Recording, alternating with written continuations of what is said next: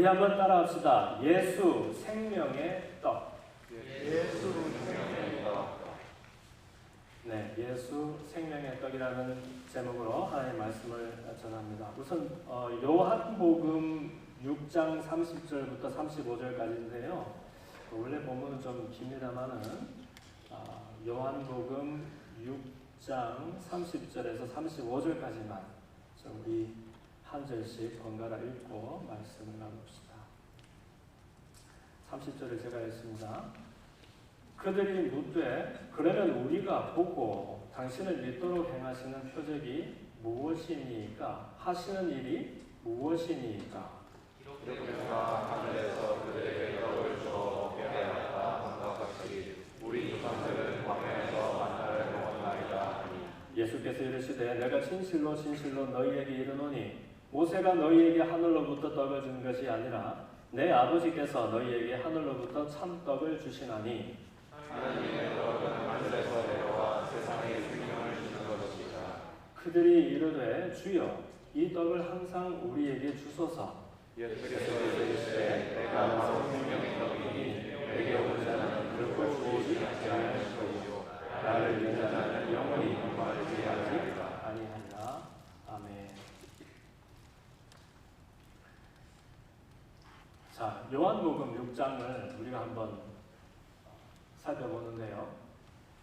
이 요한복음은 사도 요한, 그 12 제자들 중에서 제일 나이가 어렸고 또 가장 가까운 거리에서 예수님을 섬기고 그리고 가장 늦게까지 생존하면서 서기 100년 정도까지 그죠? 예수님의 육신의 어머니 마리아를 돌보면서 이제 말년에는 요한복음과 또 요한계시록 이 글들을 남겼었던 그런 제자입니다.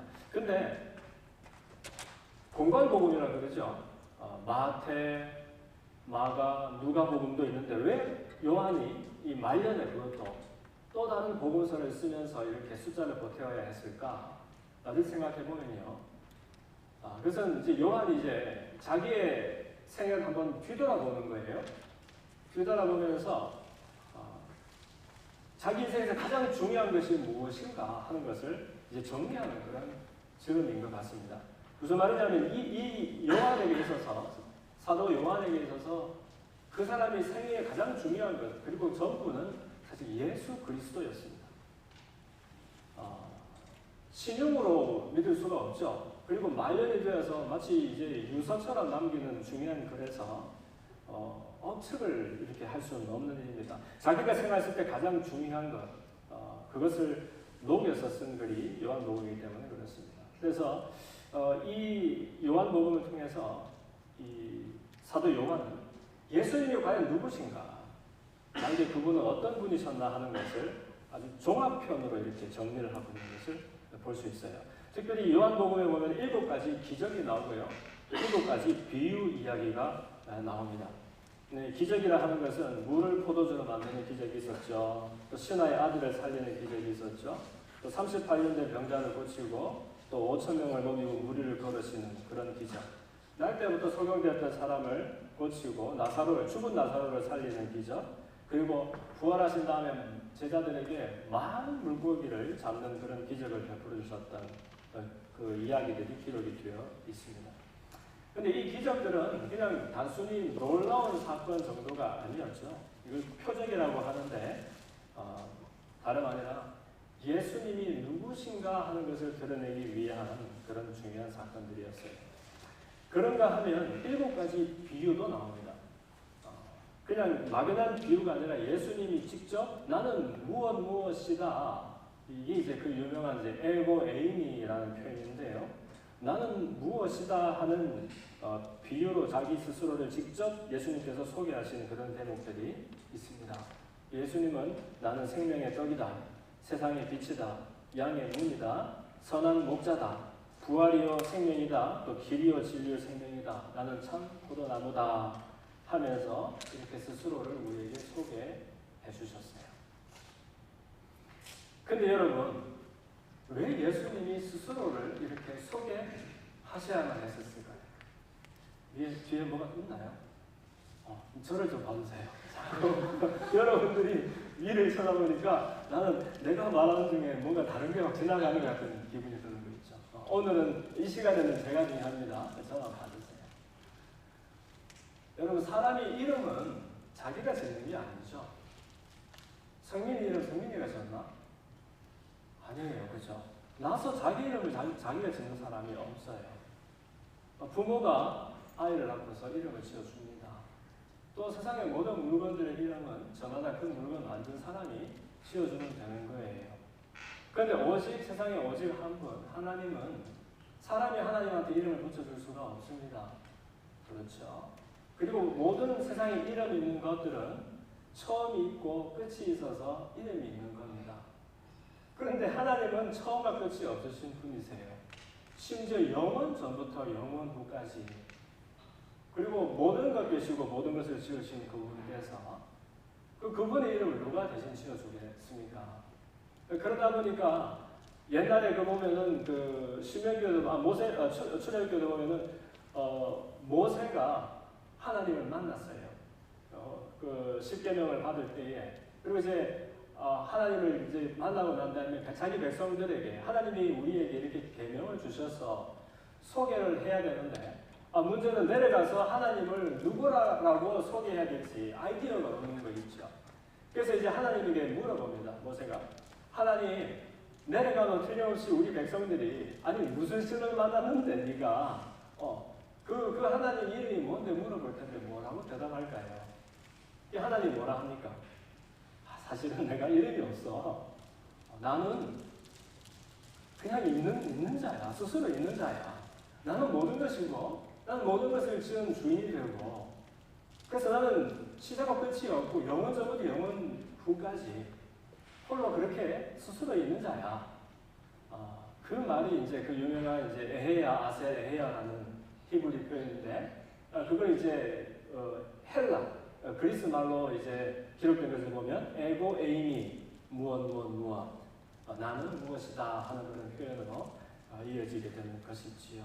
예수님이 바로 하나님께서 그렇게 말씀하셨던 것처럼 나는 이런 사람이야 라고 이렇게 소개를 해주시는데, 그 까닭이 뭐냐면요, 여러분, 예수님이 나는 대단한 사람이야 이렇게 과시하기 위한 것이 아니라 사람들이 너무너무 모르더라는 거예요.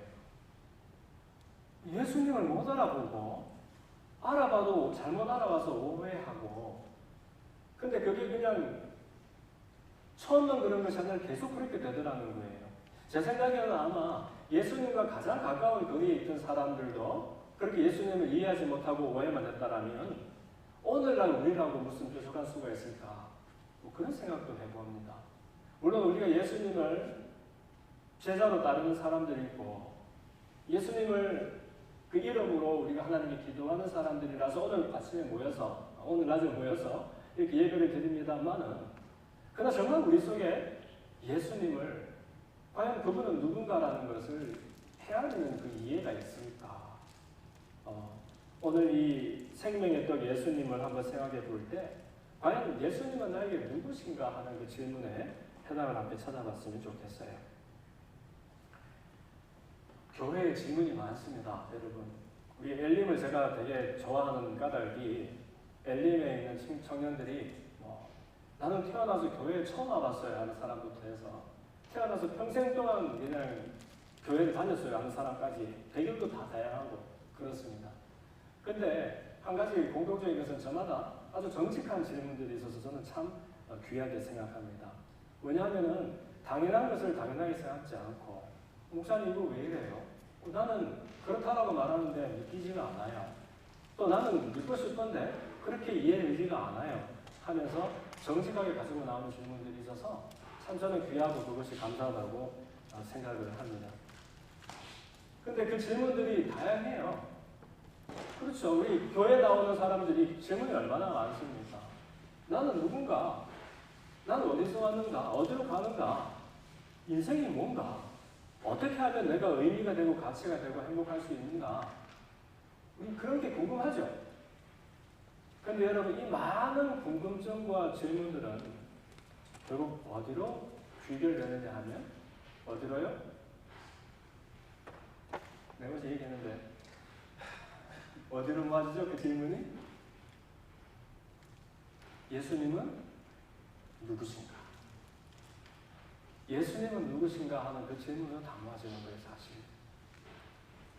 기독교는 교회 다니면서 일주일 동안 지었던 죄에서 조금 더 우리가 편안함을 누리고자, 아니면 마음이 너무 바빴는데 이제 학기도 시작되고 벌써부터 퀴즈도 내고 그냥 뭐 어사이먼트 생각하면 막 속이 시끄러운데 와서 잠시 내가 평안을 누리고자 하는 어떤 그런 사람들의 모임이 아니고요.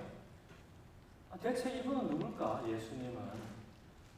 그리고 위키피디아에서 예수님은 뭐 유대교의 지도자였고 그리고 약속된 메시아였고 뭐 그런 설명 말고 나에게 예수님은 대체 누구신가? 나에게 그분은 어떤 분인가 하는 데 대한 해답을 찾아가는 것이 바로 이 교회고 우리 기독교의 정체라는 것이에요. 그래서 여러분, 예수님이 스스로 이렇게 계속해서 비유로 스스로를 소개하는 까닭은 우리에게 알아라고. 예수님이 대체 나에게 누구시며 왜 오셔야 했으며 나를 위해 이루신 일이 무엇이며 더 가장 중요한 건 뭐예요? 대체 그것이 나에게 무슨 상관이 있느냐? 이방에 있는 우리 모두들은 지금 좋은 것도 안 좋은 것도 전부 내가 중심이 되어서 지금 치열하게 다루고 있잖아요. 맞습니까? 여러분의 공부도 진로에 대한 걱정도 그 다음에 가족들에 대한 염려도 하여튼 일상에 대한 모든 생각들이 막 오고 가는 생각들이 이 많은 생각들이 전부 마치 이 우주가 지구를 중심으로 돌아가는 그 천동설처럼 나를 중심에 두고서 지금 치열하게 다루고 가는 그런 사람들이잖아요. 근데 예수님께서 그것은 완전히 그냥 뒤집어서 전혀 다른 이야기로 주인이 따로 있다. 나를 빚으신 이가 따로 있다. 내가 사는 이유가 따로 있다라고 말씀해 주시니까 대체 그분이 어떤 분이며 그분이 어떠함이 나에게 무슨 상관이 있느냐를 우리가 치열하게 다루지 아니하면요. 오늘도 여러분 공치는 거예요. 안 그래도 지금 신학교에서 바쁜데 교회까지 와서 오고 가고 에너지 쓰고 시간 쓰고 그 돌아가면 뭐예요? 교회들만 갖고 돌아가는 거 아닙니까? 그래서 오늘부터 해서 이 에고 에이미를 한번 다뤄볼 텐데 오늘 첫 번째는 바로 생명의 떡이신 예수님에 대해서 우리가 살펴보려고 합니다. 예수님이 누군지를 아는 것은 정말 나를 제대로 알아볼 수 있는 유일무이한 그런 방법이에요. 왜냐하면 심지어 제자들마저도 예수님이 누구신지를 모르고 오해하고 그분의 오신 이유를 오해하며 끝까지 그렇게 갔었거든요. 예수님이 여러 가지 기적을 막 행하시고 사람들이 구름대같이 모이자 그때 예수님은 오히려 그 무리들을 떠나십니다. 그리고 제자들에게 질문을 하시죠. 사람들이 나를 뭐라고 하느냐? 그랬더니 제자들이 죽었던 세례 요한이 살아났다고 하는 사람이 있던데요. 엘리야가 다시 왔다고 하는 사람들이 있던데요. 아니면 선지자 중에 하나라고 하던데요. 라고 말을 합니다. 예수님 뭐라 하세요? 아니, 그런 것 말고 그럼 너는 나를 누구라 하느냐? 물었을 때에 베드로가 정말로 신통한 그런 대답을 예수님에게 하는 것이죠. 주는 그리스도시요 살아계신 하나님의 아들이십니다. 그 이야기를 듣고서 예수님이 비로소 그때로부터 이제 주님께서 직접 세우신 교회 이야기를 시작하고요. 그때로부터 이제 장사 죽으실 것과 다시 사실 것과 또 거기에 대해서 이제 말씀하시기 시작하는 겁니다. 그만큼 예수님이 누군지를 아는 것은 중요한 이야기입니다. 히브리서 3장 1절에도 하늘에 부르신 이분 거룩한 형제들아 우리의 믿는 도리의 사도이시며 대제사장이신 예수를 깊이 생각하라. 따라합시다. 깊이 생각하라. 깊이 생각하라. 건성으로 생각하지 말고 깊이 생각하라. 예수님은 깊이 생각하라. 왜냐하면 요한복음 17장 3절에서도 영생이 무엇이냐 많은 사람들이 궁금해하거든요. 구원은 어디서 오는가? 영원히 사는 방법은 무엇인가 했을 때 뭐라고 고백합니까? 영생은 유일하신 참 하나님과 그의 보내신 예수님을 아는 것이다 라고 말해요. 믿는 것이다 그러지도 않고 그분을 위해서 열심히 사는 것이다 말하지 않고 예수님을 아는 것이다. 대체 이 히브리 사람들에게 아는 것이 어떤 것이길래 이토록 사람을 살리고 죽이고 하느냐. 우리는 안다 그러면 지식적인 알을 말하죠.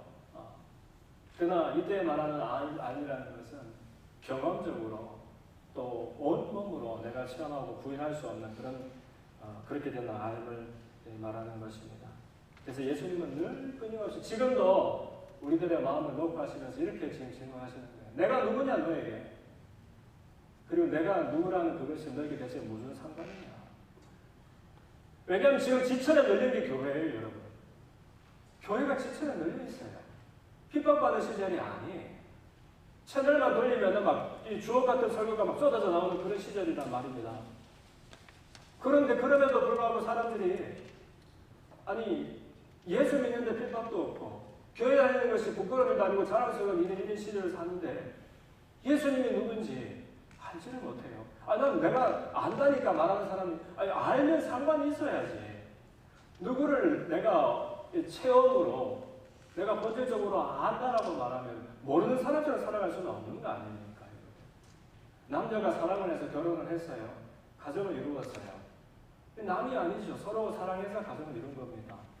근데 그 사랑이 버젓이 있는데 마치 상관이 없는 사람처럼 사는 것이 가능하겠습니까? 불가능이죠. 누가 일부러 시키지 않아도 강요하지 않아도 자기 짝을 쳐다보면 내 배우자를 쳐다보면 그 사람 아픈 것이 내가 아픈 것보다 더 아파지고 내가 낳은 자식이 사실 나는 아니지만 내 아이들이 아팠을 때 내가 아픈 것보다 더 속이 상하고 하는 그 까닭은 우리가 상관이 있기 때문인 거예요. 그 부인할 수 없는 관계 속에서 내가 알기 때문에 저절로 이루어지는 일들이 이루어져야 한다는 겁니다. 그런데 예수를 믿는다라고 말하고 예수를 평생 알았다고 말하는 사람들 속에서 그 예수님을 아는 것과 그 사람의 삶 가운데 전혀 이 관계가 없다라면 그만큼 내적한 일이 어디 있으면 그만큼 신앙 관계가 또 어디에 있겠습니까? 오늘 본문의 자리가 하필 오병이어가 이루어졌던 그런 자리입니다. 여러분 오병이어 들어봤죠? 오병이어 이 뭐죠? 병이 5개인가? 오병? 뭐예요? 떡이 5덩어리라는 얘기네요. 이 어는 물고기가 2마리라는 얘기입니다. 아주 유명한 그 기적 이야기 있죠. 때는 6월절 어느 해 6월절에 전국 각지에서 사람들이 많이 모였고 하필 당시 예수님은 슈퍼스타가 되어 계셨어요. 왜냐하면 가는 데마다 병든 사람들 고쳐주셨고 또 귀신을 쫓아주셨고 또 심지어 죽은 사람 살리기까지 많은 그 기적과 표적을 행하셨거든요. 사람들이 막 인산인해로 모여들었어요. 어느 날 이제 날이 저물게 되었는데 허기진 사람들 생각하니 예수님이 너무 측은하게 여겨져서 제자들에게 질문을 하십니다. 우리가 어디 가서 음식을 구해서 이 많은 사람들을 먹일까? 사실 궁금해서 하신 질문은 아니었죠. 예수님 모르시는 것이 어디 있어요? 그런데 제자들 시험해보고자 했는데 빌립이라는 사람과 안드레라는 사람이 이제 대답을 가지고 옵니다. 우리는 어릴 때부터 이거 하도 많이 들어가지고 빌립은 좋은 사람, 아니 반대는 안드레는 믿음 있는 사람, 빌립은 믿음 없는 사람 이렇게 얘기를 하는데 제가 보니까 둘이 똑같아요. 빌립은 사람이 당시에 남자들 숫자만 어느 남자들 숫자만 5천이라고 하니까 사실 얼마나 많았겠습니까? 이 사람들 숫자를 보니까 우리가 가지고 있는 돈 다 털어놓고 그러고도 200데나리온이 모자랄 정도로 많은 돈이 필요합니다. 그렇게 해도 겨우 조금씩밖에 못 먹을 겁니다. 라는 말을 하게 됩니다. 그런가 하면 안드레는 어린아이가 아마 도시락으로 갖고 왔던 것 같은데 그것을 뺏었는지 아니면 뭐 어떻게 했는지 가지고 와서는 여기 보리떡 5덩어리, 물고기 2마리가 있는데 그러나 이 사람들 숫자를 생각하면 이게 뭐가 되겠습니까? 또 이런 질문을 합니다. 둘 다 사실 한 사람은 부정이고 한 사람은 긍정이라고 말하지만 우리가 보니까 사실 불가능하다는 것을 고백하는 것 같아요.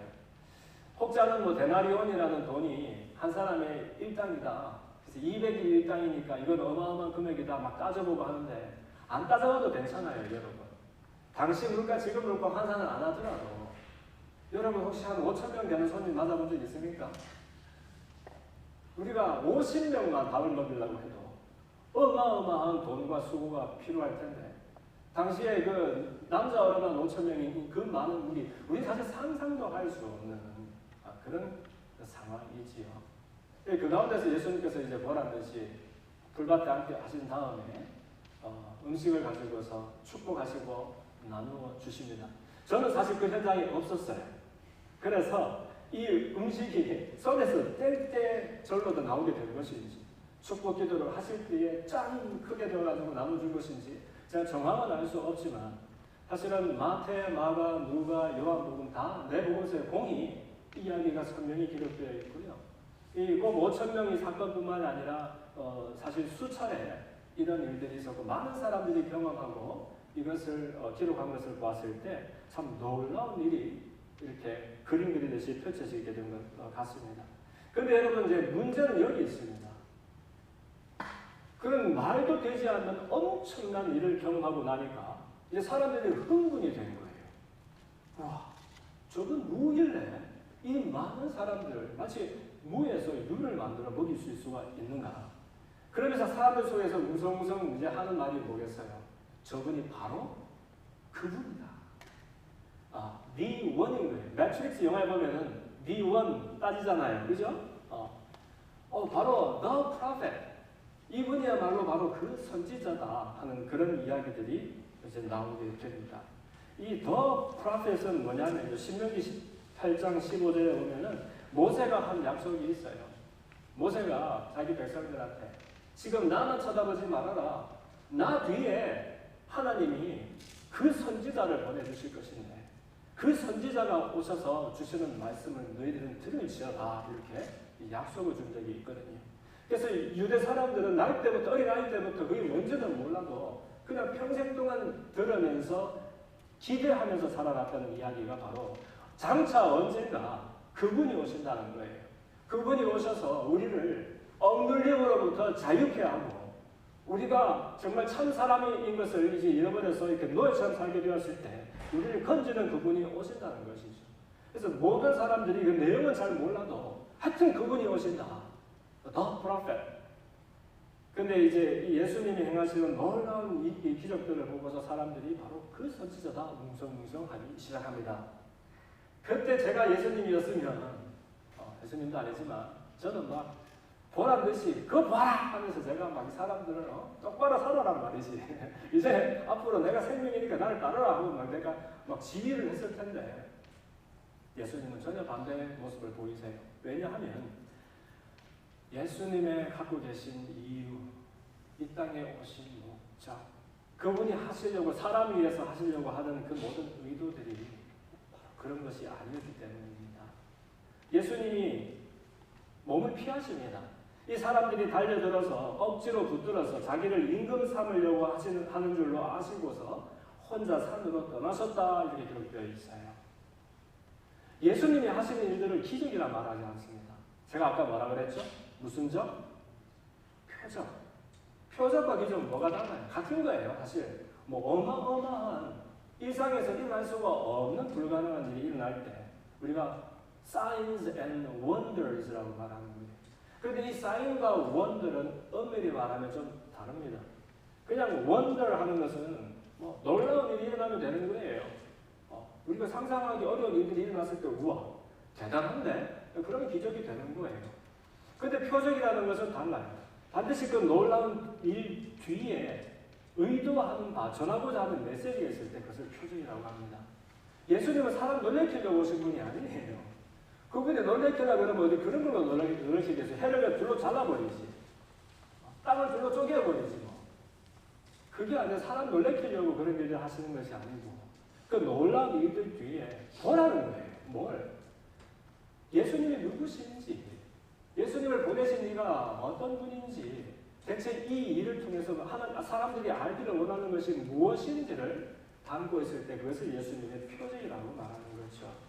그래서 예수님의 모든 표적들은 결국 뭐냐면 본인이 우리랑 똑같은 사람의 몸을 입고 사람의 성정으로 오신 사람이지만 그러나 하나님이요 하나님의 아들로 오신 육신을 입고 오시는 하나님의 말씀 되신다는 것을 보여주기 위해서 그 보여주면 사람들이 와 대단한 분이네요 감탄하고 마는 것이 아니라 놀랍지 않아요?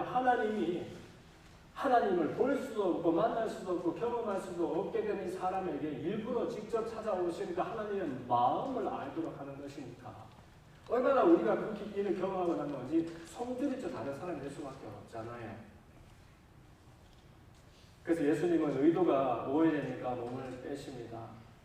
그리고 그날 밤에 사실은 바다를 건너는 제자들이 풍랑을 만나서 아주 어렵게 되었을 때 또 무리를 걸어오셔서 내니 두려워하지 말아라 이런 말씀을 하시고 풍랑을 잠잠케도 하실 거예요. 그 다음날 예수님을 끝까지 추적해온 어마어마한 무리를 만나셨을 때 비로소 예수님이 아주 충격적인 말씀을 하시는 겁니다. 그 다음에 이제 많은 무리들이 예수님을 추적해 왔죠. 분명히 배는 한 척밖에 없었는데 제자들이 먼저 떠났고 그럼 예수님 어디 가셨나? 그래서 막 예수님의 행방을 찾다가 이 건너편에 디베랴의 가버나움에 와서 예수님을 찾아러 온 사람들이 많이 있었습니다. 이때 예수님에게 랍비여 언제 여기 오셨습니까? 사람들이 궁금한 건 다 항상 예수님이 무슨 일을 이루시는가? 그리고 예수님이 그 일을 하시는 비결이 뭔가가 궁금했었어요. 근데 예수님이 대답하실 때 이런 말씀하십니다. 내가 진실로 진실로 너희에게 이르노니 너희가 나를 찾는 것은 표적을 본 까닭이 아니요 떡을 먹고 배부른 까닭이다.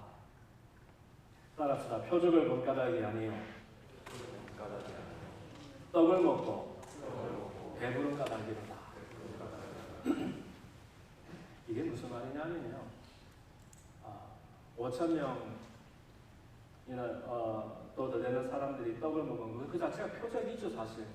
근데 여기서 말하는 표적을 본 것 까닭이 아니요 하는 말은 뭐냐 하면 그 일어난 일을 보고 너희들이 내가 대단한 사람인 걸로 보여서 내한테서 나오는 뭐 좋은 것을 기대하는 마음에 달려나왔지 사실은 그 표적이 담고 있는 의미를 내가 너희들에게 전하고자 하는 그 내용에 대해서 관심이 없는 사람이다 이런 말을 하는 거예요. 그러면서 썩을 양식을 위해서 일하지 말고 영원토록 있는 양식을 위해서 일해라 이런 말을 합니다. 사람들이 그럼 대체 어떻게 해야 하나님 일을 할 수 있습니까? 물어보니까 비로소 예수님이 이 일 해라 저 일 해라 하지 않고 하나님께서 보내신 일을 믿는 것이 바로 하나님의 일을 하는 것이고 영생하도록 있는 양식을 위해서 일하는 것이다 이렇게 말씀을 해주시는 거예요. 그러면서 나는 생명의 떡이다. 사람들은 예수님이 생명의 떡을 주시는 분인 줄로 알았어요. 근데 예수님은 나는 떡 주러 온 사람이 아니고 나는 생명의 떡이다. 교회 다니는 게 좋은 일이잖아요. 얼마나 귀해요. 우리가 다른 모든 사람들이 바쁜 일상 속에서 더 빼어난 사람이 한번 되어보겠다고 애나 어른이나 열심히 다니는 시절이에요. 그런데 일주일에 하루 날을 정해서 이렇게 예배당에 나와서 나를 살피고 하나님의 말씀을 듣고 기도할 수 있으니까 얼마나 고상한 일입니까? 그러나 그런 고상한 일을 하면서도 나도 모르게 내가 나빠서가 아니라 우리는 평생 자기 중심으로밖에 살아올 수 없었으니까 여전히 나한테 어떤 일이 작용하는지에 대해서만 관심이 있는 거예요. 신앙은 사실 나를 위해서 하는 거예요. 믿음도 나를 위해서 하는 거예요. 하나님 잘 믿고 하나님 잘 섬기겠다. 사실 나를 위해서 하는 거라고요. 여전히 우주 중심에는 내가 있어요. 예수님 제자로 살아보겠다 할 때 예수님의 제자가 되는 내가 되고 싶은 거예요. 예수님 잘 믿으면 오는 온갖 보배로운 선물들이 있어요. 세상이 줄 수 없는 평강과 희락과 또 성령의 온갖 열매들을 생각하면 우리 마음이 사모가 돼요. 사모하는 건 나쁜 일 아니에요. 그러나 예수님 앞에서 오는 온갖 좋은 것들이 그것이 전부가 되어서는 그냥 우리도 떡 먹고 배부른 까닭에 주님께로 달려드는 사람이 될 줄로 모른다는 것이지. 그렇게 살아도 세상보다 훨씬 나은 사람이지만, 근데 그렇게만 살면 우리 속에는 우리가 맨날 뭔지도 모르고 말하는 그 예수님의 생명이 있을 수가 없어요. 예수님은 우리한테 좋은 많은 것을 주시기를 원하지만 그 많은 좋은 것들이 그러나 그분이 주시는 생명과 절대로 바꿀 수 없는 것이에요. 주님은 생명이시고 그 생명을 우리에게 주기 위해서 사실은 생명의 자리에 있었지만 그 자리를 떠나는 바람에 생명을 잃고 사망과 저주 가운데 놓인 사람들을 구하고 살리기 위해서 이 땅에 오신 분이시거든요. 그러므로 예수님은 너무 속상한 거예요. 어떻게 나를 모르는 사람이 나를 안다고 말하는 사람이나 전부 다 나를 이렇게 오해하니? 나는 떡주러운 사람이 아니라 떡이야. 근데 나를 먹으라라고 어떻게 말씀하시는 거 있죠. 여러분, 먹는다는 건 한국 사람들은 아주 특별한 의미죠. 네. 우리 교회를 말할 때 뭐라 그래요? 제자교회 식구라고 말합니다. 그렇죠? 식구는 뭔지 아시죠? 밥같이 먹는 입이 식구잖아요. 식구. 근데 누군가가 뭘 먹는다는 것은 특별한 의미이기도 하지만 우리는 사실 엄청나게 많은 것을 먹어요. 한국 사람들은. 나이도 먹어버려요. 나이 몇 살이나 먹었습니까? 뭐 이렇게. 나이를 먹어버린 나라도 이밖에 없어. 막 겁도 먹어버려요. 내가 너무 겁을 먹어서요. 나쁜 짓 하면 돈도 먹고 뇌물도 먹어요. 세상에. 그리고 막 나만 욕먹어서 아유 욕먹으면 배부르겠다 막 그러고 여간하면 다 먹어버리는 것이 우리 한국 사람입니다. 왜냐하면 먹는다는 것이 꼭 입으로 먹어서 소화시키는 어떤 그런 일만 말하는 것이 아니고 내 밖에 있는 것이 내 안에 들어와서 내가 된다는 것이거든요. 그것이 생각이든 일이든 마음이든 관계든 우리는 우리 밖의 일이 나와 연결될 때 이제는 남의 일이 아닌 그런 사람들인 것이죠. 예수님은 이 서구보다는 역시 같은 아시안이라서 그런지 우리 마음에 더 맞는 것 같아요. 예수님 말씀하세요. 나를 먹어라. 세상에 이렇게 말하시는 사람이 세상 천지 어디 있어요? 나를 먹으라고 말하는 사람이 어디 있어요? 혹자들은 이것을 오해해서 예수님 그 다른 무리들 핍박할 때 많은 이 로마에 있는 사람들이 저 사람들 식인 풍습이 있다. 기독교인들은 피도 먹고 살도 먹고 막 한다더라. 해가지고서 그런 것까지도 무참하게 엮어가지고서는 핍박의 도구로 사용하기도 했었지. 어쨌든 여러분, 예수님을 안다는 것은요, 단순히 머리로 지식적으로 그분은 어떤 분이야 라고 심지어 그냥 척하면서 그분은 하나님의 아들이고 우리를 구원하러 오신 구세주시고 아니 구세주라는 것이 이해가 되고 믿어진 사람이라면 어떻게 우리처럼 살 수 있느냐 말이에요. 우리 삶 가운데서 그분과의 관계가 작용하게 되겠죠. 그분을 안다는 것은 바로 그분을 먹는다는 것이고 바로 주님이 내 안에 내가 주님 안에 거하게 된다는 것을 말한다는 그 이해가 우리 가운데 있었으면 좋겠습니다. 요한계시록에 보면은 그래서 라오디게아 교회에 보내는 편지에 예수님께서 이런 말씀을 하시죠. 내가 문 밖에 서서 문을 두드리노니 누구든지 내 음성을 듣고 문을 열면 내가 들어가 그로 더불어 먹고 그는 나로 더불어 먹으리라 하는 말씀이 있습니다. 우리는 가끔 이것을 예수 믿지 않는 사람들에게 예수님이 문 좀 열어라 이 녀석아 문 열고 나를 좀 믿어라 하는 말로 생각하기 쉬운데 사실 이 말씀은 교회에게 주시는 말씀입니다. 교회는 예수님을 믿는다라고 말하고 예수님을 따른다라고 말하는 사람들의 문입니다. 그런데 그 교회를 향해서 예수님이 문을 두드리시는 거예요. 사람들이 문을 열어주지 않아요. 교회 속에 온갖 예수님께 관계된 좋은 것들이 다 들어있습니다. 그런데 예수님만 정작 못 들어가고 문을 두드리고 있는 거예요. 문을 열어다. 내 음성을 듣고 문을 열면 내가 들어가서 너로 더불어 먹고 너는 나로 더불어 먹을 것이다. 예수님을 먹어야 하는 사람들이고 예수님을 마셔야 하는 그런 사람들인 거예요. 그럼 결론적으로 목사님 대체 예수님이 누구란 말이에요? 그럼 말 좀 해보세요. 하는데 아니 내가 사실 지난번에 꼬박 셌어요. 꼬박 셌다고 해요. 나도 사람의 말로 어떻게 설명해야 될지 잘 모르겠어요. 그 까닭이 뭐냐면 우리의 지식으로도 모자람이 있겠지만 이 사도 요한이 요한복음을 썼어야만 했었던 이유와도 연결되어 있어요. 그냥 사도 요한이 평생을 예수님을 생각하면서 살았던 사람이고 그분의 뒤를 따랐던 제자였는데 사실 사도 요한보다 예수님을 더 많이 아는 사람이 어디 있겠어요? 그런데 그럼 이 사람이 그런 사람들이 자꾸 예수님을 오해하면 바로 이해시키기 위해서 예수님은 이런 분이야 라고 한 페이지 딱 논문을 써주면 되지 왜 이렇게 구구절절한 요한복음을 썼어야만 했느냐 말입니다. 그리고 거기다가 예수님은 이런 분이야 라고 정의를 내려버리면 되지 왜 거기다가 기적을 기록하고 또 일부 비유를 담고 왜 예수님의 설교를 달아가면서 이렇게 수고를 해야 됐을까? 이것은 여러분 예수님을 알아간다는 것이 우리가 정말 지식의 단편으로 그분을 알고 사람이 이 의지를 내어서 수고로움으로 주님을 따라가는 일이 아니기 때문에 어떻게 보면 이 사도 요한이 그가 할 수 있는 최선을 다하면서 쓴 글이 바로 이 요한복음서인 것 같아요. 이 요한복음서를 읽고 2000년을 읽은 거예요. 지금 2000년을 읽었는데 아직까지도 사람들이 예수님이 누군지를 선명하게 알지 못해서 막연하게 알기 때문에 저마다 그렇게 온갖 가지 방법으로 주님을 따라가고 있는 것이지요.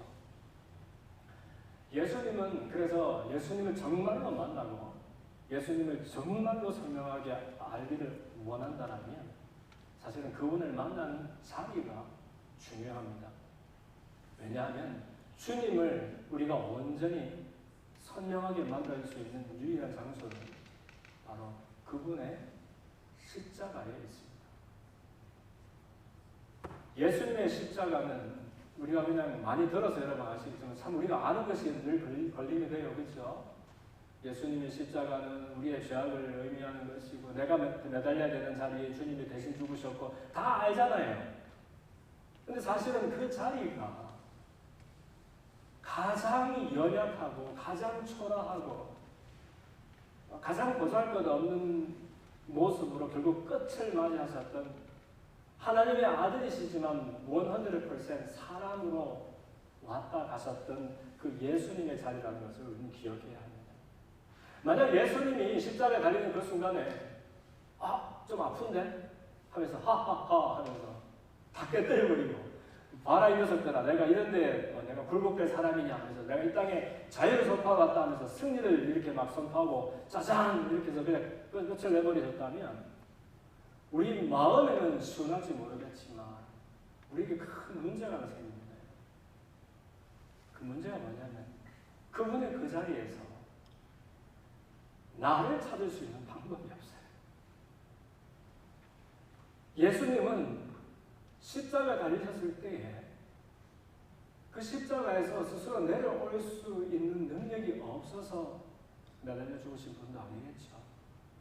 아니면 내려오고 싶은 소원이 없어서 그렇게 하신 분도 아니에요. 하나님이시고 하나님의 아들이신 분이 못하실 일이 뭐 있다고 그렇게 초라하게 연약하게 끝을 내렸어야 했을까? 십자가에서 내려올 수가 없는 거예요. 참 하나님이시자 참 사람으로 이 땅에 오셔서 그 참 사람이 이때 말하는 참 사람은 저와 여러분이 원래 지어질 때의 원래 모습과 원래 자리를 말하는 겁니다.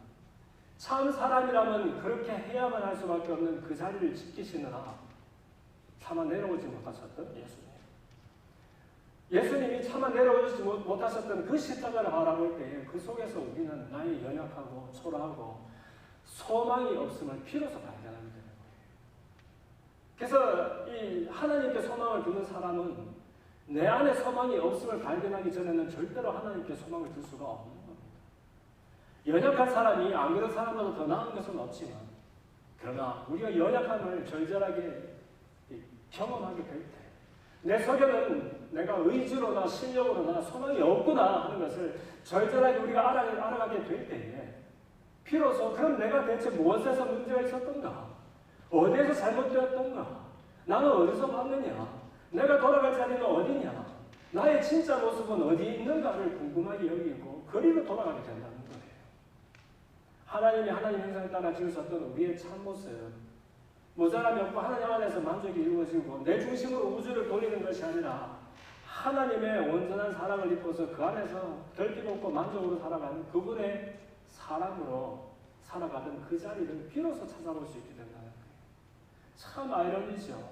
예수님의 완벽한 연약함과 그분의 완벽한 실패로 보이는 그 결말 속에서 다른 말로 저와 여러분 내 모습을 발견할 수 있다는 거예요. 주님은 그래서 나의 주님이 되는 거예요. 우리 주님이 되기 전에. 주님을 볼 때에 비로소 나는 내 속에 소망이 없음과 내가 찾아야 되는 진짜 사람, 참 사람의 자리를 비로소 발견하게 되고 내가 이제는 내 실력으로는 그 사람을 회복할 길이 없지만 그러나 주님의 제자로 하루하루 살아가면서 그분의 인격과 성품을 회복하고 결국엔 하나님의 사람 또 나는 사람의 하나님이 되는 그 자리로 나가게 되는구나. 이것을 발견하게 된다는 겁니다. 힘의 논리가 지배하고 있는 이 세상 속에서 철저히 힘을 배제하고서도 넉넉히 생명을 다뤄냈을 수 있는 예수님의 이 실력이 바로 십자가에서 드러나는 것 같습니다. 그러므로 여러분 우리는 생명의 떡을 먹어야 하는 거예요. 신앙을 한다는 것은 이 예수님이 나의 주님이 되시는 것이고요. 물론 주님 위해서 헌신하는 일들은 귀하고 자연스러운 것이지만 그러나 그 전에 우리 인생의 주인이 나에게서 주님으로 소유권 이전이 되는 일을 바로 신앙이요 믿음이라고 말하는 겁니다. 내가 놓여져 있는 그 위치가 변경되는 일을 믿음이라고 하고요. 그래서 비로소 나도 보이고 세상도 보이고 인생도 보이는, 그래서 내가 그렇게 한번 얻어보겠다고 열심히 살아가는 그 진정한 행복이 바로 이 예수님을 아는 길 안에서 발견이 된다는 겁니다. 이 생명의 떡을 먹고 살아가는 주님의 사람들은 놀라운 일들이 일어나게 됩니다. 그리고 이런 믿음의 사람들이 모인 공동체에는 세상이 흉내낼 수 없는 어마어마한 사건들이 벌어지게 됩니다.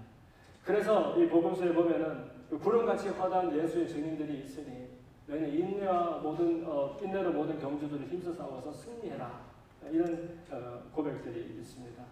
그리고 히브리서 11장 33절 이하의 말씀을 보면 저희가 믿음으로 나라들을 이기기도 하고 의를 행하기도 하며 약속을 받기도 하며 그리고 이런 사람들은 세상이 도저히 감당하지 못한다라고 말씀하고 있어요. 세상 어느 때보다 윤택하고 편리한 시절을 살아가고 있는 오늘, 먹는 것이 지쳐 ner리고 모자란 것이 없는데 사람들은 과거 어느 때보다 더 우울해하며 무거운 마음으로 낙심을 경험하고 있습니다. 이럴 때에 사실 예수님은 옛날이나 지금이나 사람에게 없는 그 생명을 선물하기 위해서 오셨던 분, 우리는 그 예수님의 생명을 먹고 또 그 이야기를 나누면서 세상을 살리고 세상이 감당하지 못하는 그런 믿음의 사람들이 되었으면 좋겠어요. 밥은 매일 먹는 거면 돼요. 오늘 3번 먹었다고 내일 안 먹는 사람이 없어요. 왜냐하면 매일매일 먹어야 힘을 얻고 우리가 열심히 살아가게 되죠. 예수님을 늘 먹고 마시면서 그분의 생명이 우리 가운데서 찰찰 흘러넘치는 그런 능력의 사람이 되었으면 좋겠습니다. 일주일 동안 살아갈 때 여러분 이제 보내어진 자리들이 있잖아요. 학교, 직장, 가정, 그 모든 곳에서 나는 예수님의 떡을 먹고 그분으로 살아가는 사람인가 진단하는 우리가 되었으면 좋겠습니다. 우리 말씀을 생각하면서 합심해서 한번 기도합시다. 주님, 생명의 떡으로 우리에게 오신 스스로를 우리에게 선물하신 예수님을 바라보며 이제는 주님께서 주님 되시는 그런 삶을 살기를 원합니다.